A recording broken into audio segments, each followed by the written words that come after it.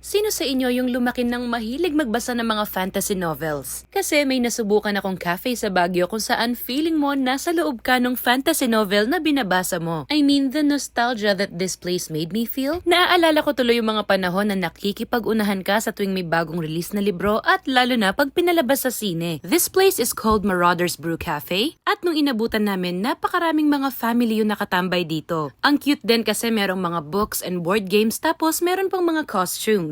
And then, syempre, itotodo na natin yung nostalgia and fantasy feels so hindi mawawala sa order itong butter brew. Up next, meron din tayo nitong sliders with fries, perfect for sharing. So, parang chicken sandwich ito. Tapos, yung coleslaw niya, parang may egg. So, gustong gusto ko siya. Eto naman yung nachos, very cheesy and loaded sa toppings. Tapos, eto namang salad, in fairness, ang sarap ng dressing. And to complete the cozy feels na bagay sa Baguio weather, meron tayong portable campfire s'mores. So, you can roast your marshmallows and pair them with cookies, chocolate, and other goodies. Nag-try din tayo ng iilan sa mga drinks nila. Ito yung sneakerdoodle latte, tapos meron din tayo ng cranberry fizzles. Etong naunang dalawa ay mga holiday drinks. Ito naman is one of their regulars. It's called Looney. Coffee-based din to, tapos may kasamang blue butterfly tea, kaya ang ganda ng kulay. Super enjoy ako sa visit ko dito sa cafe na to. Because it's not just all about the good food and drinks that you order, it's also the magical feeling that they give you. Na-try niyo na rin ba ang Marauders Brew Cafe?